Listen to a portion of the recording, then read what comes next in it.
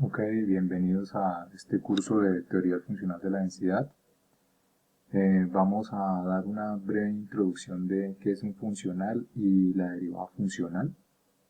Eh, la idea de esto es en comprender de qué se tratan estos conceptos más allá de una explicación necesariamente rigurosa. Esto requiere unos textos, estudiar unos textos de manera profunda desde el punto de vista matemático.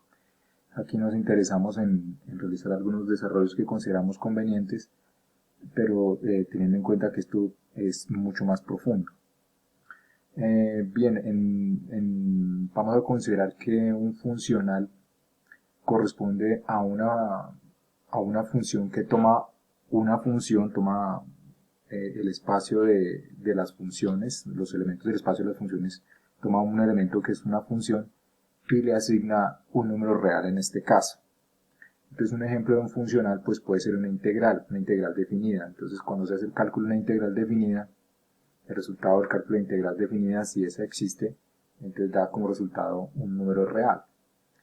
El tipo de funcionales que vamos a trabajar va a ser en ese sentido, en el sentido de una integral. ¿Ok? Bien.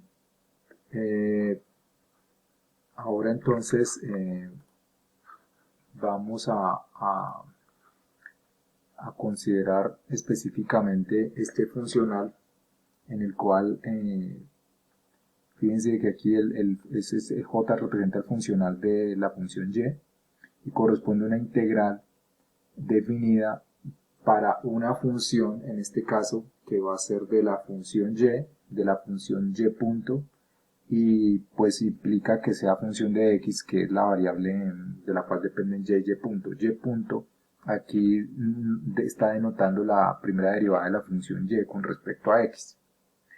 Entonces aquí, igual que en el mismo sentido en que se estudian las derivadas, entonces pensamos en cómo cambia el funcional j con una pequeña variación en y. Entonces en este caso recuerden que es en el espacio de las funciones.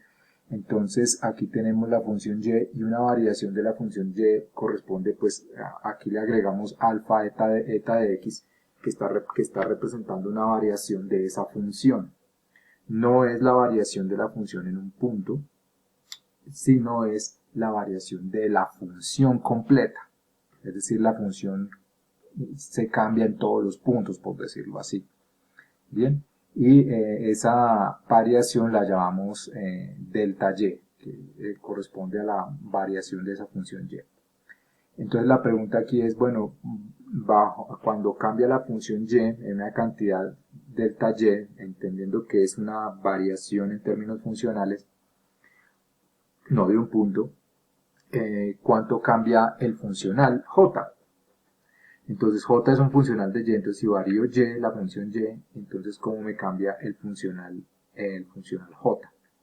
Entonces esto quedaría representado así, delta j es igual a delta de esa integral, bien, y vamos a seguir un procedimiento idéntico al procedimiento correspondiente a una serie de Taylor. Entonces en cálculo de una variable, en cálculo que típicamente se usa de una variable, cálculo diferencial, entonces se desarrolla una serie de Taylor alrededor de x en este caso, y asumiendo que todas las derivadas existen.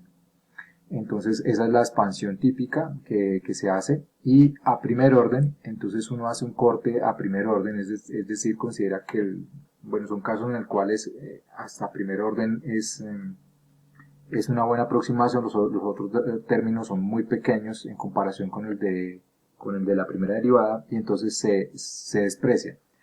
Haciéndola, pasando este término f de x al lado izquierdo, es decir, restando f de x a ambos lados, pues nos queda escrito así hasta primer orden. Entonces fíjense que la variación de la función f se puede escribir como la derivada de f con respecto a x por el delta x, que corresponde a la variación en posición, en la coordenada x, perdón, no en la posición sino en la coordenada x. Vamos a usar la misma idea, pero la variación no va a ser en un punto, sino la variación va a ser en la función completa. Bien, entonces para el caso es la misma idea, tengamos en cuenta la idea de Taylor, pero aplicado a dos variables, porque aquí estamos considerando que depende de y y punto. Entonces fíjense que el primer término es la derivada de f con respecto a y, multiplicado por la variación en y, más y también la derivada de f con respecto a y punto, es la otra variable, y por la variación en y punto. Esas dos nos vamos a fijar, vamos a llegar a una expresión, digamos, un poco más elaborada y más práctica, más que elaborada es más práctica. Entonces vamos a fijar en el segundo término, este que aparece acá, que es de f de y punto por delta y punto, que es la variación de la primera derivada.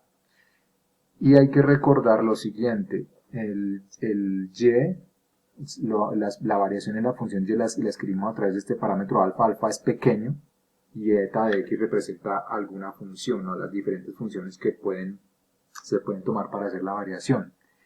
De tal manera que el delta y pues es la diferencia entre y con alfa y y sin alfa, ¿sí? O sea, la original, la variada menos la original, ¿sí? Y que corresponde a esto. De tal manera que si uno calcula el y punto, fíjense aquí el y punto, o sea, la derivada me queda derivada de y punto y la derivada de alfa punto. Restando a ambos lados y punto, fíjense que me queda y punto con alfa menos y punto original, digámoslo así, este es el variable, este es el original, me da igual a alfa eta punto. Y siguiendo aquí los cálculos, el y punto alfa eta punto es lo mismo que derivada, porque alfa no depende de x, entonces puedo poner el operador de derivación antes. Y entonces me queda la derivada y este alfa eta de x es delta y. Es decir, que prácticamente lo que estoy haciendo es intercambiar el operador delta con el operador de derivación en x. Eso es lo que realmente estoy haciendo. Entonces fíjense aquí cómo queda este y punto. Fíjense que ya no aparece aquí, aparece derivada con respecto a x de delta y. Después hacemos integración por partes. Entonces al integrar por partes, entonces me queda aquí df de y punto por delta y menos, evaluado en los extremos, menos, ahora la derivada de f con respecto a y punto por delta y integrado. Aquí en este caso el tipo de variación cumple que en los extremos esas variaciones se anulan, es decir, el eta de x en a y b se va a anular y además el parámetro alfa se considera muy pequeño, de tal manera que en el límite cuando alfa es 0, pues este término finalmente, el primer término va a desaparecer y nos va a quedar, el dominante va a ser este donde está la integral. De tal manera que finalmente este término que tenemos acá, el segundo término de la expresión que teníamos, nos resulta así. Finalmente al sustituirlo, aquí recordamos la expresión y sustituimos este segundo término y nos queda de esta manera. Ahora, fíjense que esto es la variación del funcional j, la variación del funcional j, y lo podemos entender de la siguiente manera, como la derivada funcional del funcional j con respecto a y por su variación y sumadas todas esas variaciones me da la variación total del funcional j. Ahora eso pues al comparar estos dos, esta expresión que nos dio acá y esta definición de la derivada funcional, pues nos queda que la derivada funcional de j con respecto a y, pues es esta expresión que aparece acá, donde f pues depende de y punto y x. Como se pueden dar cuenta, pues quienes ya tengan algo de experiencia en física, en mecánica analítica, pues esta no es la primera vez que ven esta expresión. Ok, muy bien. Esto espero haber contribuido en su aprendizaje.